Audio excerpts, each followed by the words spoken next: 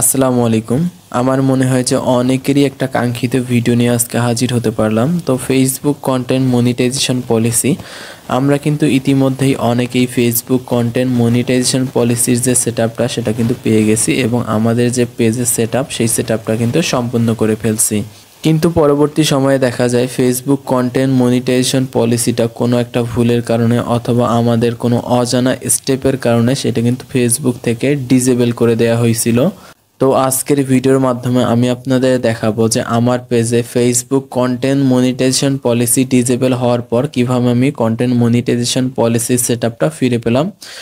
তো আমি ব্যাক করে চলে এসে বিষয়টা আপনাদের প্রথম থেকে দেখাচ্ছি। তো আপনারা দেখতে পাচ্ছেন আমার ফেসবুক পেজে কিন্তু আমি চলে আসলাম। চলে আসার পর যদি এখান থেকে নোটিফিকেশনে ক্লিক করে দেই, ক্লিক করে দেওয়ার পর যদি একটু নিচে চলে আসি, তো এখানে দেখতে পাচ্ছেন যে দুইটা নোটিফিকেশন আছে যেটা কিন্তু খুব রিসেন্টলি ফেসবুক থেকে আমাকে দেওয়া হয়েছে। তো প্রথমেই আমরা এখানে যেটা দেখতে পারবো, একটা নোটিফিকেশন আছে, we review your page, see details. অর্থাৎ ফেসবুক আমার যে পেজটা আছে পেজটা কিন্তু রিভিউ করছে। তো রিভিউ করার পর ফেসবুক কিন্তু আমাকে একটা নোটিফিকেশন পাঠাইছে। তো এখানে ক্লিক করার পর আমরা কিন্তু দেখতে পারবো যে ফেসবুক আমার পেজটা রিভিউ করার পর কি কি বিষয়গুলো লক্ষ্য করলো এবং আমার যে মনিটাইজেশনটা সেটা ফিরিয়ে দিল কিনা। তো উপরে আর একটা নোটিফিকেশন দেখতে পাচ্ছেন। তো এখানে কি লেখা আছে, টেক জোন, অর্থাৎ আমার পেজের নামটা দেয়া আছে ক্যান স্টার্ট আর্নিং এগিন, অর্থাৎ আমি আমার এই ফেসবুক পেজ থেকে আবার আর্নিং করতে পারবো। Check your dashboard for all away to earn.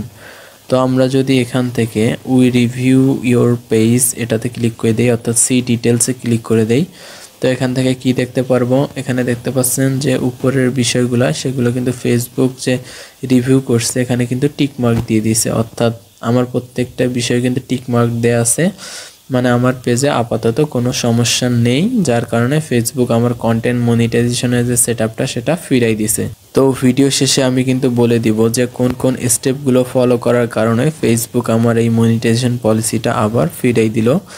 তো আমরা যদি এবার ব্যাক করে চলে আসি, ব্যাক করে চলে আসার পর যদি উপরে যে নোটিফিকেশনটা আছে এটার উপর ক্লিক করে দেই, তাহলে কিন্তু এখানে আমরা দেখতে পাচ্ছি your page is active and earning, অর্থাৎ আমার পেজ থেকে কিন্তু এখন আর্নিং হচ্ছে।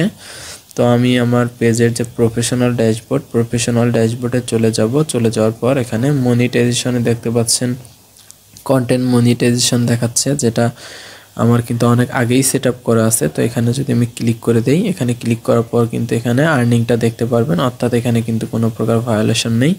অলরেডি কিন্তু এখানে দেখতে পাচ্ছেন যে স্টোরি থেকে 5 সেন্ট যুক্ত হয়েছে। তো এখানে বুঝতেই পারছেন ফেসবুক আমার কিন্তু মনিটাইজেশনের যে সেট আপটা সেটা কিন্তু রিনিউ করে দিছে। তো কিভাবে আমি এই মনিটাইজেশনের সেটআপটা ফিরে পাইলাম, তো সেইটাই আজকে মূল বিষয়। তো আমি কি করব, আমি আমার ফেসবুক থেকে বের হয়ে চলে আসব, তারপর আমার ওয়াইটি স্টুডিওতে ক্লিক করে দিব। ওয়াইটি স্টুডিওতে ক্লিক করার পর এখানে কন্টেন্টে ক্লিক করে দেওয়ার পর এখানে যে আমার লাস্ট কন্টেন্টটা আছে, অর্থাৎ আমি লাস্ট ভিডিওটা পাবলিশ করছি, তো এখানে দেখতে পাচ্ছেন একটু লোডিং নেবে। তো এখানে দেখতে পাচ্ছেন আমি 1 মাস আগে কিন্তু একটা ভিডিও পাবলিশ করছিলাম, এখানে দেখতে পাচ্ছেন 1 মাস আগে, এবং এখানে কিন্তু টাইটেলটা দেখতে পাচ্ছেন how to remove Facebook content monetization policy. তো এই ভিডিওর মাধ্যমে কিন্তু আমি সমস্ত বিষয়টা ক্লিয়ার করে দিছি এবং আমি যেভাবে রিভিউ রিকোয়েস্টে পাঠাইছি সেটাও কিন্তু এখানে আপনারা লাইভ দেখতে পাইছেন, অর্থাৎ এই ভিডিওর মাধ্যমে কিন্তু তুলে ধরা হয়েছে। তো আপনারা চাইলে এই ভিডিওটা দেখে নিতে পারেন। তো আজকের ভিডিওটা এখানেই শেষ করতেছি। ধন্যবাদ সবাইকে।